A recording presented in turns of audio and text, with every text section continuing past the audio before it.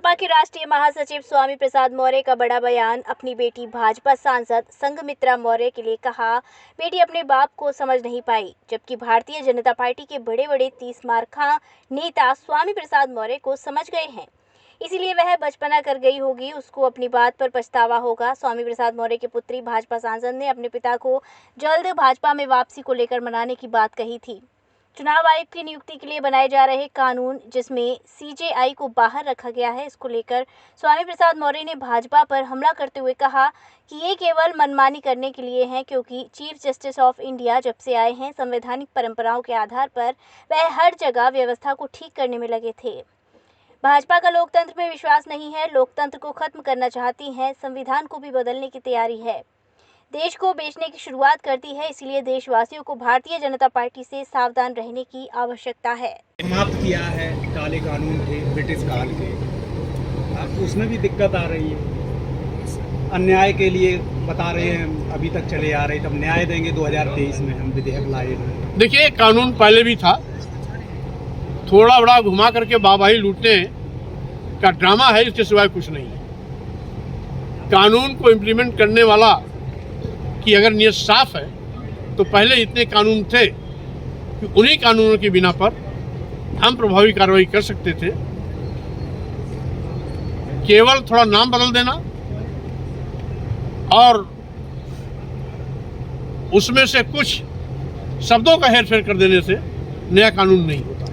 मंत्री जी, मौर्य जी, कल जयवीर सिंह मंत्री जी यहाँ मौजूद थे, वो लगातार मैनपुरी में महान विभूतियों की मूर्ति लगवा रहे हैं, उनके उद्घाटन भी करवा रहे हैं। कल पत्रकारों ने उनसे पूछा कि सपा के लोग नेताजी की मूर्ति की मांग कर रहे हैं, तो उन्होंने कहा अखिलेश यादव अगर निवेदन करेंगे तो विचार किया जाएगा। अब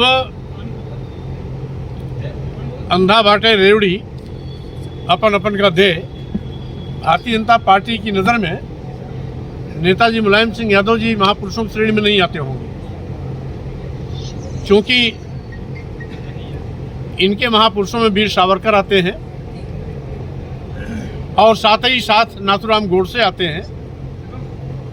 तो नेताजी तो जमीनी आदमी थे, धरती पुत्र थे, लोगों से जुड़ाव था, जन जन में प्रिय थे, इसलिए नेताजी इनकी नज़र में न महापुरुष दिखाई पड़ते हैं न नेता दिखाई पड़ते हैं। उनके आदर्श हैं गोडसे, वीर सावरकर, इसलिए वो उन्हीं का माला जपते हैं, उसके सिवाय किसी को नहीं जपते। आपकी बेटी कह रही है 2024 में सवाल पूरा नहीं हुआ। अब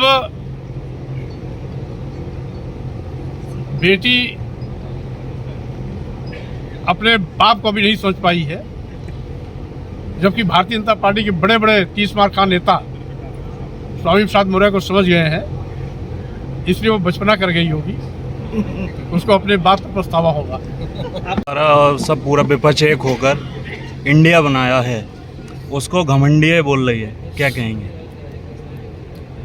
घमंडिया बोलने वालों का घमंड, यही इंडिया 2024 के लोकसभा चुनाव में भाजपा की विदाई करेगी। योगी आदित्यनाथ ने कहा है कि कांग्रेस और सपा जब आती तो अनर्थ लाती है, आज ही बयान दिया है। योगी आदित्यनाथ ने आज ही कहा है कि सपा और कांग्रेस जब आती है तो अनर्थ ही लाती है। आज भारतीय जनता पार्टी देश बेच रही है, नौजवानों की रोजगार छीन रही है, महंगाई से गरीबों की कमर तोड़ रही है, किसानों पर चौतरफा मार पड़ रही है, छोटे मध्यम व्यापारियों को भी ईडी के अंदर ला करके तबाही के रास्ते पर ले जा रही है। लोकतंत्र को कुचलने के लिए भारतीय जनता पार्टी विपक्षी नेताओं के खिलाफ ईडी, सीबीआई, इनकम टैक्स का दुरुपयोग कर लोकतंत्र की हत्या पर उतारू है। आज यहां तक कि संविधान भी खतरे में है, क्योंकि भारतीय संविधान द्वारा प्रदत्त SC, ST, OBC का जो आरक्षण है, उस आरक्षण को भी भारतीय जनता पार्टी की सरकार शून्य करती जा रही है।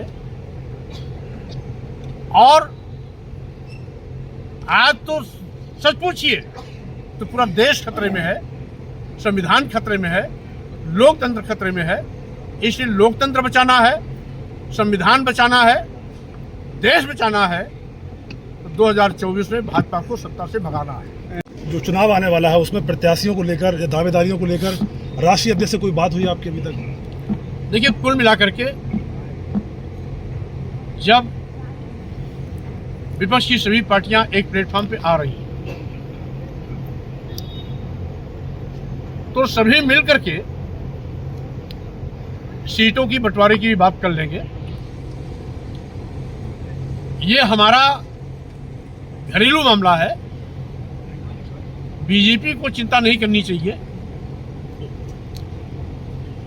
हम सभी मिलकर के एक के खिलाफ एक कैंडिडेट उतारेंगे, 1-to-1 लड़ाई होगी और मकसद यही है कि लोकतंत्र, संविधान और देश को बचाने के लिए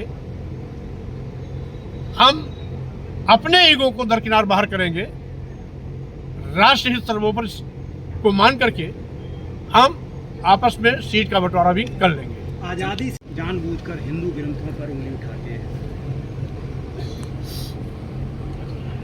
अभी तो मैंने उठाया नहीं, लेकिन लगातार चर्चा में रहते हैं। आप पूछ रहे हो तो हमको बोलना पड़ेगा जी। तो हम उठा रहे हैं कि आप उठा रहे हैं भाई?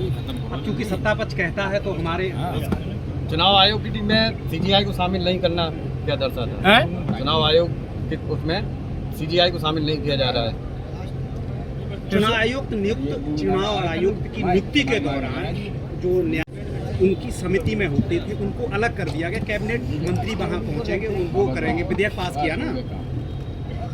नहीं, चीफ जस्टिस इंडिया तो रहेगी उसमें, नहीं, वो हटा दिया गया, मना कर दिया है विधेयक में। और ये सारे के सारे विभाग लाभ वाले विभाग, यानी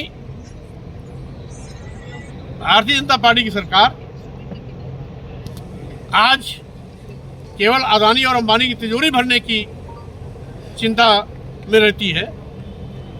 देश की जनता के साथ क्या हो रहा है उसको न सोचने की वक्त उसको मिलती है, और जब सोचेगी नहीं तो समस्या निदान करने की भी बात नहीं आती है। तो इस तरीके से भारतीय जनता पार्टी सरकार ईस्ट इंडिया कंपनी बन गई है।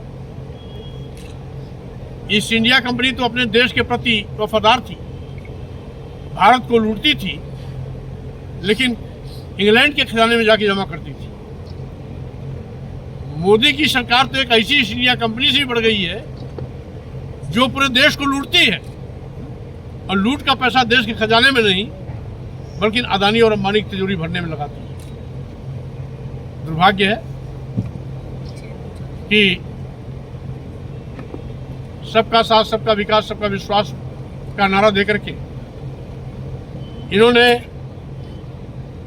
लोक लुभावन नारे के माध्यम से सबको साथ तो लिया, लेकिन जो भी इनके बहकावे में आया उसके विश्वास का इन्होंने कत्लेआम कर दिया।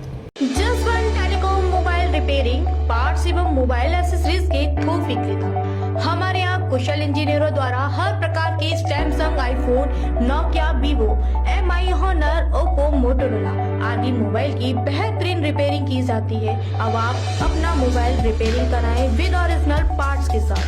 जसवंत टेलीकॉम, हमें आईफोन स्पेशलिस्ट, हाईवे प्लाजा के सामने, मंडी चौराया, मथुरा।